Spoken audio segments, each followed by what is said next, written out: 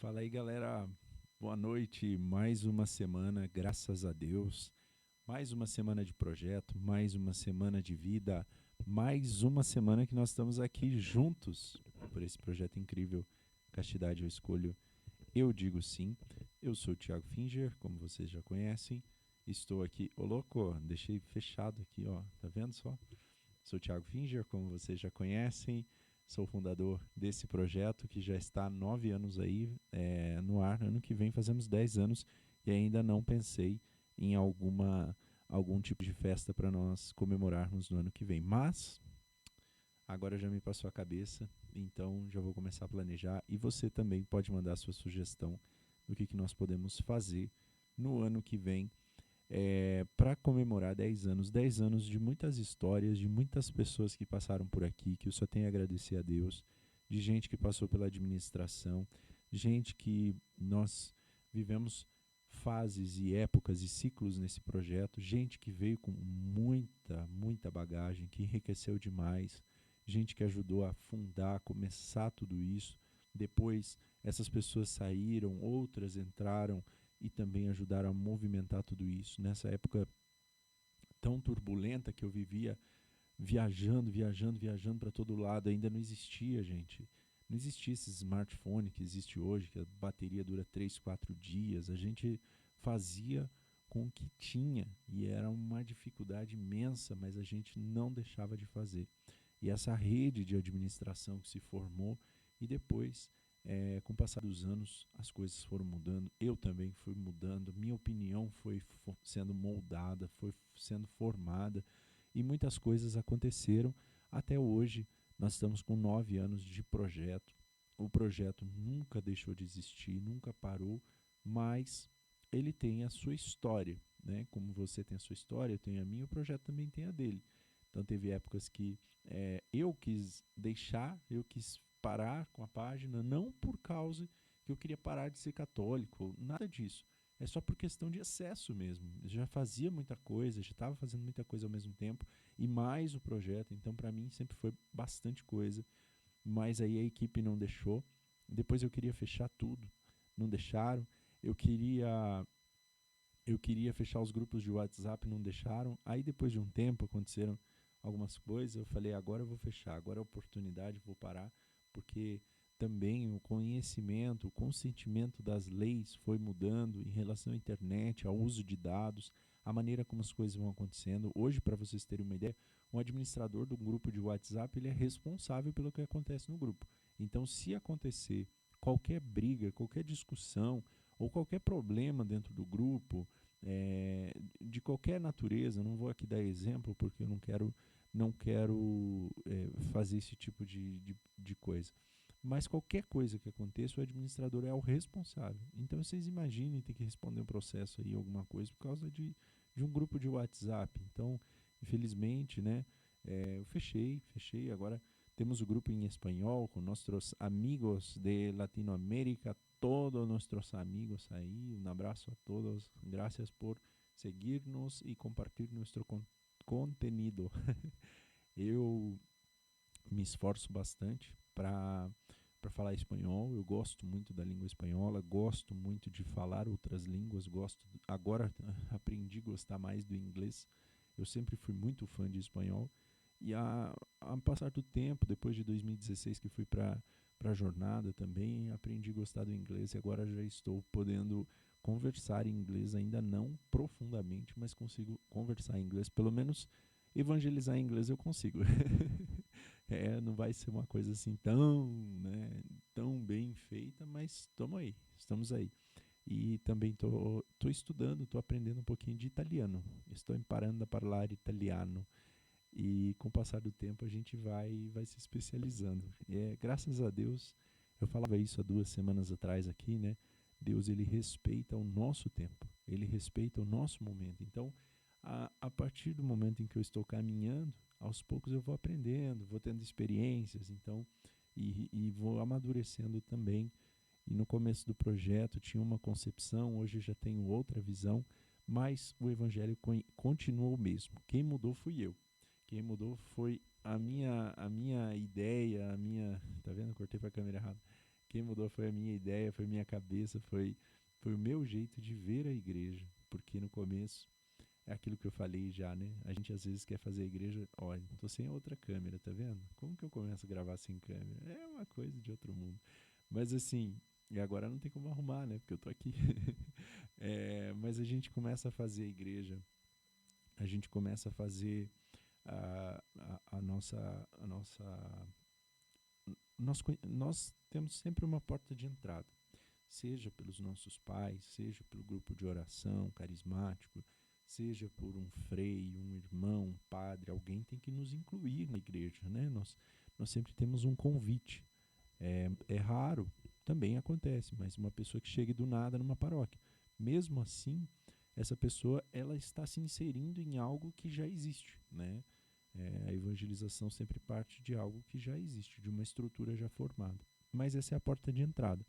E a gente tem a mania de achar que sempre quando nós descobrimos uma coisa, aquilo é o mais certo possível. E todo mundo tem que se adequar àquilo. Então, quando eu entro para a renovação carismática, eu entrei em 2009, eu tinha 12, 13, 14 anos. Nossa, meu Deus, foi uma experiência incrível.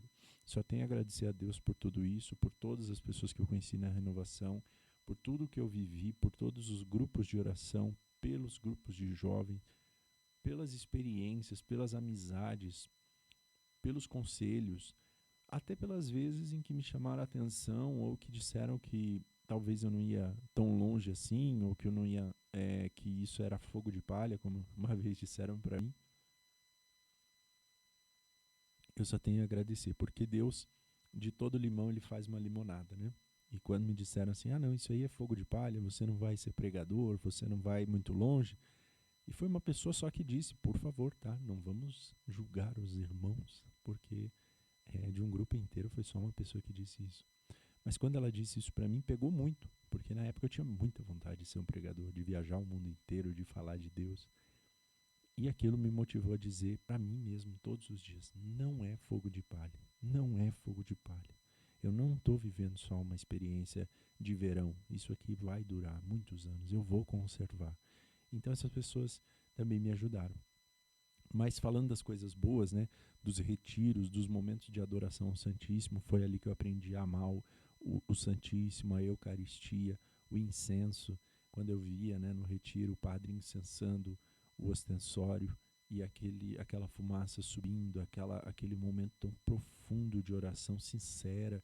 Aí você pode dizer, ah, mas eu não entendo o que é oração em língua, o que é... Gente, é uma oração que brota do fundo do coração da pessoa. É um momento em que a pessoa se entrega totalmente, né? E eu vou dizer para você, eu não entendo Deus, eu não entendo o Espírito Santo. Se você entende, por favor, me avise, me chame na DM aí, vamos conversar. Porque eu estou há 26 anos na Igreja Católica e eu não entendo a Igreja, eu não entendo. E todas as vezes que eu acho que eu entendi, que eu acho que eu montei o meu esqueminha e disse, é isso aqui, Deus vai lá e quebra tudo. Joga por terra e fala assim, ô cara, você não sabe nada, você não entende nada, a igreja é minha, quem manda aqui sou eu, o Senhor de tudo isso aqui sou eu. E olha aqui, cara, recomeça. Quando eu fui pra Canção Nova depois, também em 2000 aí sim, 2011, final de 2011 eu fui pra Canção Nova, fiz vestibular, passei em 5º lugar para rádio e televisão e no outro ano fui morar lá, né? Não vou contar essa história, é uma história longa, uma história polêmica também, com muitos desdobramentos. Fiquei lá por 6 meses, não tive assistência, não tive nem vou falar sobre isso aqui, não quero dar contra-testemunho. Mas também foi uma oportunidade de eu dizer assim, peraí, cara, o que você quer para a tua vida? Onde você quer chegar com tudo isso? Quem é você? E esses questionamentos a gente passa, volta e meia a gente passa por eles. A gente fala assim, peraí, quem sou eu? Onde eu quero chegar com tudo isso? Qual é o meu objetivo de vida? Será que eu estou fazendo a coisa certa? Será que eu realmente estou empenhado nesse projeto? Ou será que eu só estou fazendo isso porque eu tenho algum objetivo particular com ele? A minha câmera não volta, cara. paciência, vocês vão me assistir só em uma câmera nesse vídeo até o final. Eu vou fazer um truque aqui, ó, que aí dá um pouquinho de movimento, eu vou mais perto, eu vou mais longe, pronto. Mas aí, então essa pergunta, sabe? É, como assim? Como assim você resolveu ser cristão? E até onde você está disposto a ir com isso? Você está disposto a ir até o fim com isso? Você realmente sabe o que significa ser cristão? O que significa entregar a sua vida para Jesus Cristo? Você tem certeza de que é isso mesmo? Aí você diz, sim, Senhor, eu tenho certeza. Eu estou vivendo já há bastante tempo. Eu já tenho entendimento. Eu já faço minhas orações e tudo. E aí Jesus diz, não, mas você conhece a minha igreja? Eu, claro que eu conheço, Senhor. Eu conheço tudo. Eu estou todo dia na paróquia, eu rezo, eu falo com o padre, eu sou amigo dele. Né? Eu tenho um grupo de jovens, eu tenho um grupo de oração, eu participo.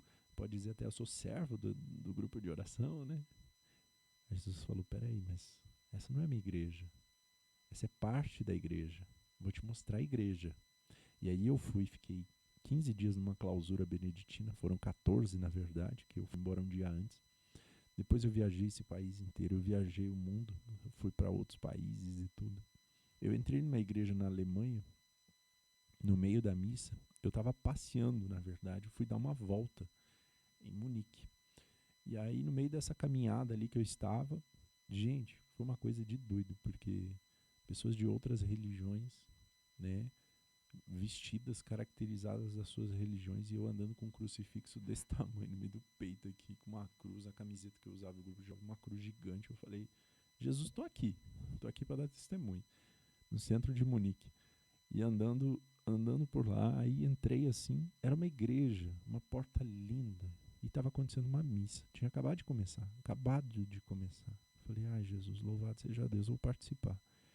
E aí quando eu vou para a fila da comunhão, que eu comungo na mão, eu já senti uma energia assim ao meu redor, que eu falei, Jesus, me ajuda. Eu comunguei na mão. Na verdade, eu recebi a Eucaristia. Disse amém. E aí eu virei. Quando eu virei, o ministro virou junto comigo. Eu falei, é agora. É agora que eles vão me botar para fora daqui. Não sei o que ia acontecer. Aí ele olhou para mim assim, aí eu na hora, né, comunguei, porque o que eu tava, só queria virar, porque às vezes a fila tá muito intensa, aí você não quer ficar atrapalhando. Mas você vê o respeito e o zelo na Alemanha com a Eucaristia. Então assim, aí depois vou para a Polônia, né? A Polônia, fui Roma, fui Milão, fui Paris. Em Paris eu estive na Catedral de Notre Dame, tenho até hoje umas velas aqui, tenho uma agora, uma vela de Notre Dame, né? Tive essa graça de estar lá, não consegui participar da missa lá, mas estive lá. Em Milão eu não entrei no Duomo de Milão, mas estive em frente, rezando. E Deus me deu a graça de estar lá, de conhecer diversos carismas, de conhecer diversas frentes da igreja, da mesma igreja, e no mosteiro também poder conhecer um pouco mais da vida e da fé do povo. Né? Você vê um monge que não tem internet. Na verdade, eles até têm internet, mas eles não usam. Não usam.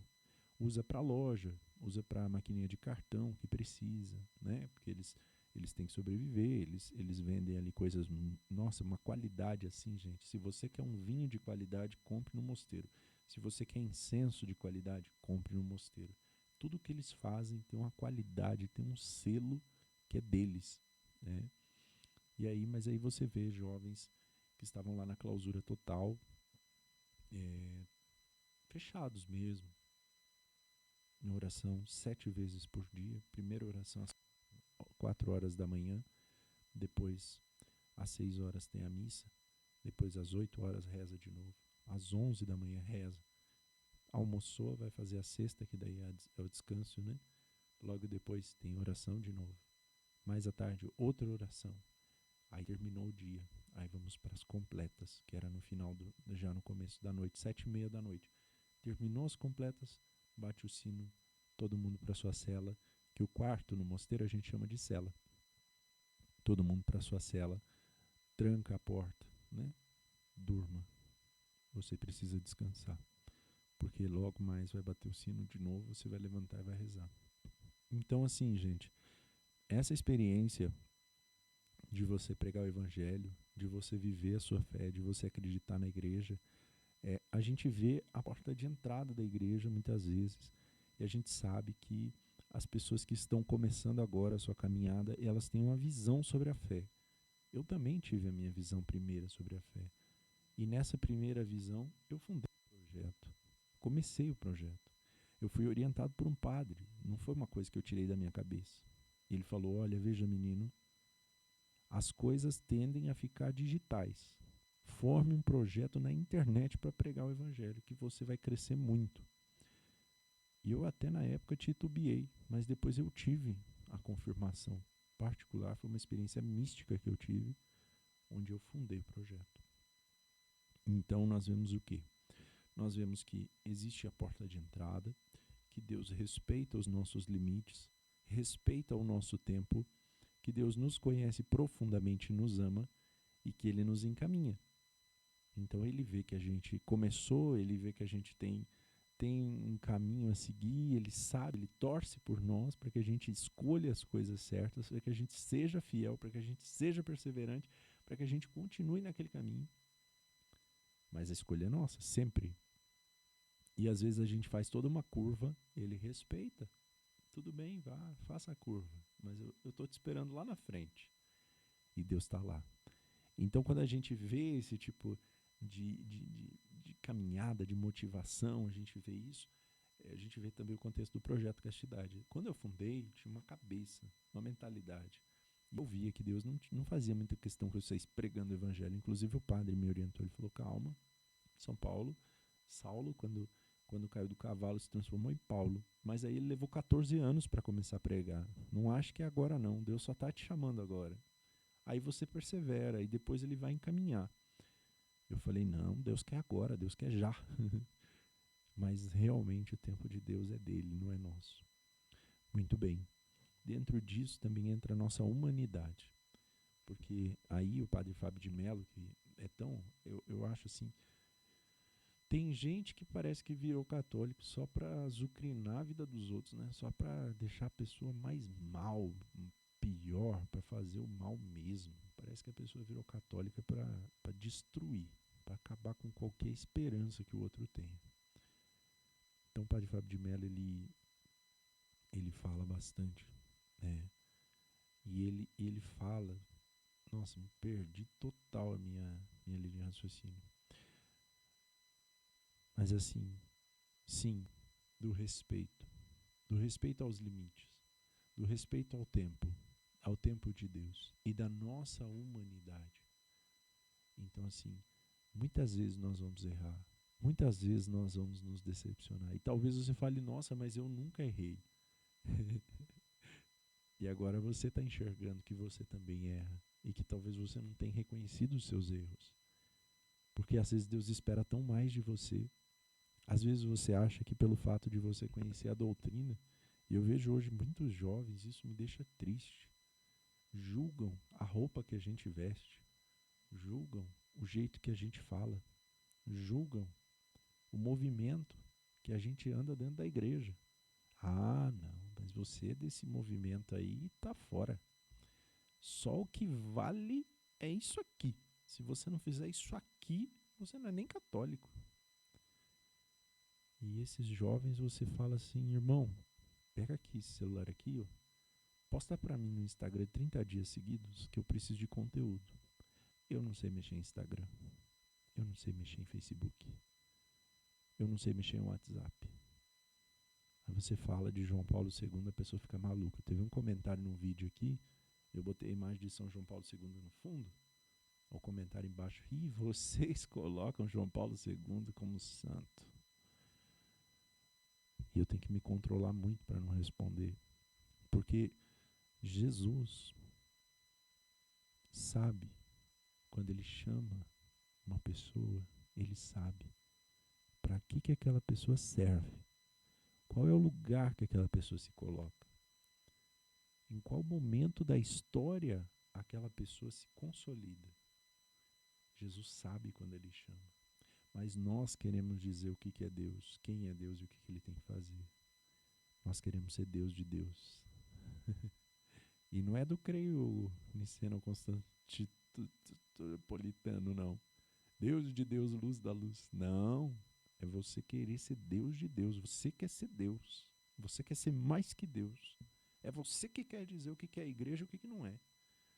Você está tão cheio do Espírito Santo que você aponta e diz: ali está Deus, ali está o diabo. Mas entenda, São João Paulo II teve uma contribuição riquíssima para a igreja quando ele diz: anunciar o evangelho sobre os telhados. E eu tive numa reunião de CPP, né?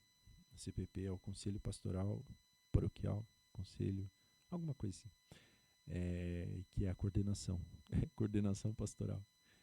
Então todos os coordenadores sentam, né, junto com o padre, e aí o padre dá as direções para cada coordenação de cada pastoral. E uma das maiores dificuldades que se tem hoje é colocar a capelinha de Nossa Senhora em centros urbanos com vários prédios, onde as pessoas não se conversam. Eu não conheço meus vizinhos não me conhecem. Então como é que você coloca uma capelinha de Nossa Senhora num lugar assim? E João Paulo II disse, sabiamente, proclamar o evangelho sobre os telhados. E essa frase, ela ecoa tanto na nossa realidade, que é o seguinte: as antenas de televisão, as antenas de rádio, as antenas que transmitem. E agora, graças a Deus, nós temos também a internet. A internet que transmite o evangelho. E eu via, quando era pequeno, tantas reportagens na televisão falando mal da internet, como se fosse algo do diabo mesmo. Mas não é. Porque tudo que existe no mundo foi criado por Deus. O inimigo, ele perverte, mas a criação é de Deus. Então a física, a química, a matemática, tudo isso é para nos fortalecer, para que nós chegamos mais perto de Deus. E Deus quer que nós conheçamos a sua essência e a sua verdade. Então nós temos a internet também, que é por onde você está vendo esse vídeo agora. E já se passaram 23 minutos e eu estou aqui, porque eu estou muito empenhado em falar sobre isso. Eu estou falando, eu acho que aos poucos eu vou conseguindo mostrar o que eu penso. Então, assim, pensando nas nossas humanidades, como eu citei o padre Fábio de Mello, que fala tão bem sobre isso, esse homem, ele é abençoado quando ele fala que nós somos fracos, que nós erramos, que nós precisamos recomeçar. Quando ele canta a música do caderno e diz que vire a página. Às vezes você está se cobrando demais. Às vezes você está chegando num ponto em que nem você mais se conhece, você se desfigurou de tanto que você está exigindo de você mesmo. Calma. Vira a página. Recomece. Nós somos humanos. E Deus sabe disso. E Ele respeita a nossa humanidade. Quando a gente peca, quando a gente comete pecados graves, pecado mortal, e a gente, naquele momento, a gente afirma para Deus assim: olha, eu sei, Senhor, que nós temos um compromisso, eu sei que a gente tem uma relação muito bacana, gosto muito do Senhor, mas a minha carne, ela fala mais alto e eu preciso dar atenção para ela, então eu vou rapidinho ali, saciar o desejo, depois eu volto. E aí você vê que após o pecado você entende que você é tão humano que você não consegue nem sequer manter a sua fidelidade com Deus. E aí você lembra de São Pedro quando ele nega Jesus e depois ele entra naquele desespero de ter negado. Esse desespero de trair Jesus, de se sentir longe de Deus, de sentir falta do amor. O medo de colocar abaixo todo um projeto. É um exemplo muito simples. Mas é você falar, por exemplo, de uma pessoa que se casou. Esse microfone está dando interferência, não estou entendendo. Ó, botei a mão aqui e o sinal já começa a chiar. Uma pessoa que se casou, está construindo, terminando de construir a sua casa. A casa está nos detalhes finais. E aí, de repente, se descobre uma traição. E a mulher chega e fala assim: acabou tudo. Todo esse projeto, essa garagem linda, esse botão de luz que a gente sonhou que ia apertar aqui, ia ligar lá, ia fazer assim, ia fazer assim. Acabou, tô indo embora. E a casa fica vazia. E os vizinhos veem aquela casa vazia. E os vizinhos já estavam esperando aquela família. Já contavam com aquele casal. Já contavam com aquela amizade. E as pessoas já repercutiam aquela nova família que estava chegando ali. E de repente, quando chega a noite, a luz já não acende mais. O silêncio prevalece. Ou às vezes acende porque o homem chega sozinho, só veio buscar algumas coisas, estão resolvendo como vão dividir, quem vai ficar com o quê. E o nosso coração, quando a gente peca, é a mesma coisa. É um silêncio, é uma dor, é você não saber se você consegue reatar aquilo tudo, se você realmente vai voltar para Deus, de não entender se Deus realmente vai te perdoar, se você merece esse perdão. Porque às vezes você fala, Deus me perdoa, mas será que eu mereço? Será que na semana que vem eu não vou cair de novo? E com que cara que eu vou pedir desculpa de novo? E eu tive um amigo que falava pra mim assim, olha, eu não consigo viver sem pecar. Não consigo. Então eu vou pecar logo, eu não vou nem ir na igreja. Tive 2 amigos que falaram isso. 2 situações diferentes. Um permaneceu no pecado, tá até hoje. Não posso nem falar sobre ele, tá tatuado até no testa. Não que a tatuagem seja ruim, eu já falei uma vez, tá falado. Eu respeito a liberdade de cada um de fazer o que quiser, pode fazer, na minha visão. Agora, você mora num país, respeite as leis do seu país, ponto. Mas eu defendo a liberdade do indivíduo. Ok. Mas o outro, né, falou assim, não sei, eu peco sempre, então não sabia, não sei o que fazer. E é mais ou menos isso que o Padre Fábio também fala e que a gente vê na prática. Quando a gente começa um projeto de Deus, a gente tem uma visão. Depois a gente vai moldando isso. E junto com isso tem a nossa humanidade. E a nossa humanidade, ela nos atrapalha e nos ajuda, conforme a gente vai dosando. Por isso é importante a gente se autoconhecer. Quando você se conhece, você passa a saber dosar o que é você e o que é a sua humanidade. O que é você, o que é a sua humanidade e o que é Deus. E quando você entende e começa a dosar, você passa a respeitar os seus limites, você passa a se amar e a partir daí amar ao próximo. E aí quando você vê o próximo, você fala, poxa, aquele cara pecou, aquele cara caiu, aquele cara não merecia nem o meu olhar, ele não merecia nem a minha voz. Eu deveria passar por ele em silêncio, porque o erro que ele cometeu é muito grave. Mas aí você ama o próximo da mesma maneira que você se ama. E você fala, peraí, esse cara sou eu. Roberto Carlos. Esse cara sou eu. Eu também traí a Deus. Eu também menti. Eu também errei. Eu também deixei a casa vazia e deixei o silêncio. E eu também voltei, mas eu fui acolhido. E por isso eu te absolvo dos teus pecados. O Pai, o Filho e o Espírito Santo. Não estou falando que nós somos padre e sacerdote para absolver a pessoa. Mas eu estou falando o que o sacerdote quando absolve. Mas estou falando também o que nós pensamos quando nós absolvemos os nossos irmãos. E às vezes é tão fácil olhar para o outro e falar, poxa, esse cara aqui não vale nada. Esse cara aqui está todo errado. Olha lá, esse cara aqui. E eu já vi muita coisa, eu já participei de muita coisa dentro da igreja. Eu não vou citar aqui, porque quando você cita, você dá o direito de resposta. Eu não quero responder ninguém aqui. Não quero resposta de ninguém.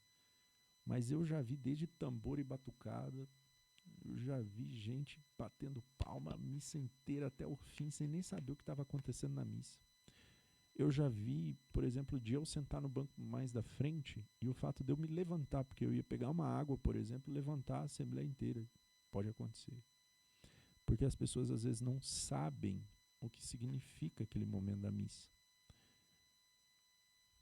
Aí eu volto lá, naquele jovem de suspensório, de boina, camisa social que está indo na missa. Nossa, nossa. E não é só ele não, o jovem carismático que vai na missa. Nossa, nossa. Tem pessoas de outras religiões que falam assim, eu já conheci Jesus, e você quando vai se converter?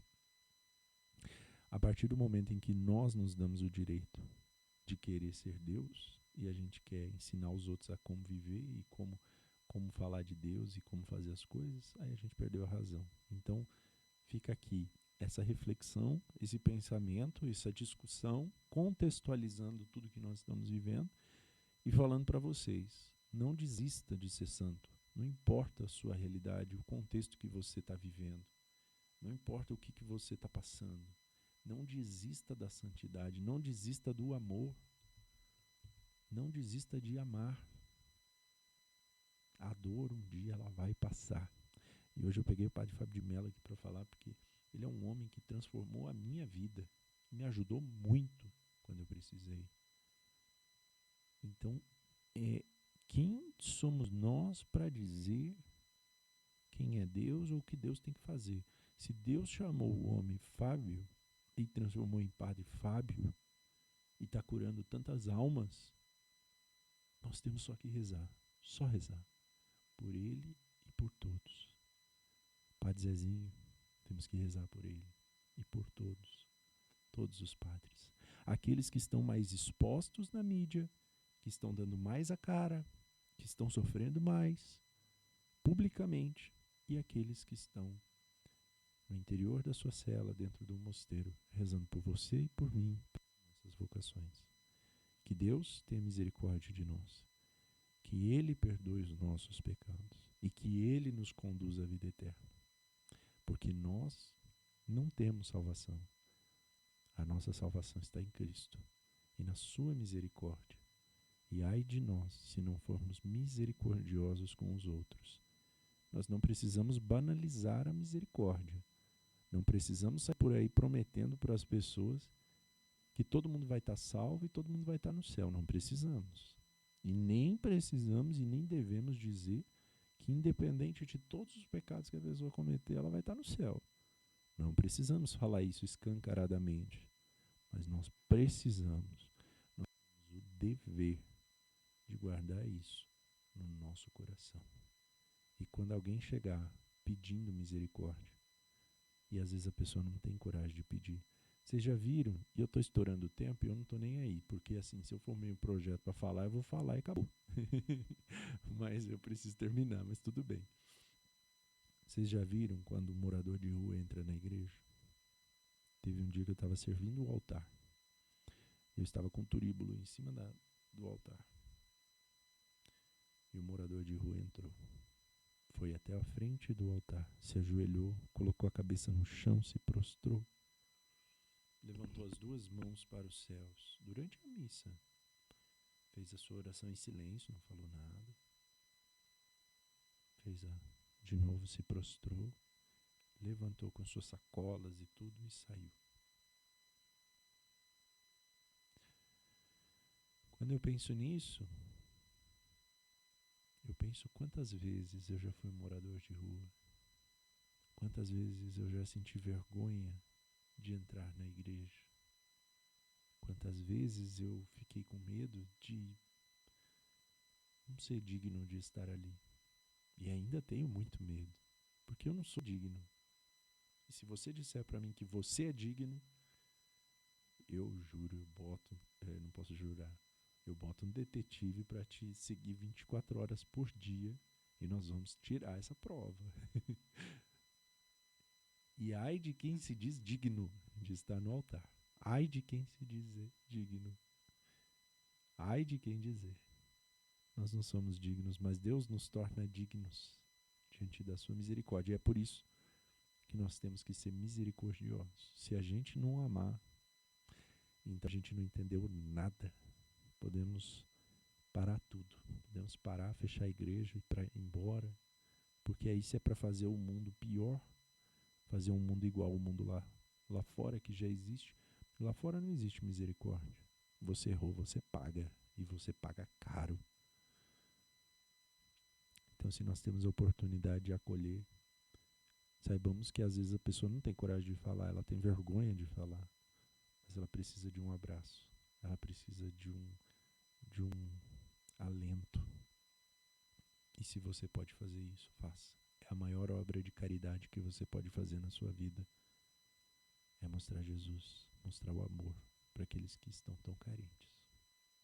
Amém? Gente, então tá, falei que ia estourar o tempo, passou mesmo. Deus tem o seu projeto de salvação. Dentro desse projeto, nós fundamos o projeto Castidade Sim. Como eu falei, lá no começo era uma ideia, agora já tem outra maturidade, tem outra cabeça, estamos formando 10 anos. Já estou com linhas de expressão aqui, já tenho mais idade. Meu óculos já aumentou bastante o grau. Não usava óculos até um tempo atrás, agora meu óculos já aumentou de grau. A gente sabe que muita coisa vem por aí. E para alegrar nossas vidas, meu Deus do céu, eu tentando fazer as coisas tudo ao mesmo tempo aqui, dá nisso, não chega em lugar nenhum. Para alegrar as nossas vidas, a gente sabe que a gente tem esse projeto acontecendo, esse projeto funcionando, esse projeto agora com mais vídeos. Então, não perca nas quintas-feiras, Café com Filosofia com Iago, nas terças o terço pela castidade e nos sábados o grupo de oração que a gente está fazendo aqui, que é carismático, bem bonito, todos os sábados aqui no projeto. Então, gente, eu acho que é isso, não vou me alongar mais, já estamos chegando em 40 minutos. E você sabe que a melhor forma de você agradecer o conteúdo é você compartilhar, curtir, comentar, engajar o conteúdo e levar isso para muito mais gente. Gente, chegou ao fim o contexto de hoje e vamos até semana que vem. A gente sabe, tem muita coisa boa ainda por vir e não tenho câmera para fechar o vídeo. Tem muita coisa boa por vir e vocês sabem que a gente quer fazer muito mais. Então, mande suas sugestões de tema, de perguntas, o que você quer ver aqui no canal e eu vou tentar sempre trazer para cada um de vocês. Lembre-se, a castidade ela não se limita somente ao ato sexual. Ela é muito maior do que isso. Ela é um estado de vida, ela é um estilo de vida, ela é uma opção. Ela é algo que faz crescer em você as virtudes da fé. Ela faz crescer em você diversas coisas. Ela é rainha das virtudes. A castidade é muito maior. As pessoas acham que confundem castidade com virgindade, castidade com celibato. Caminham juntos, mas não é a mesma coisa, tá bom? Fiquem com Deus e até semana que vem.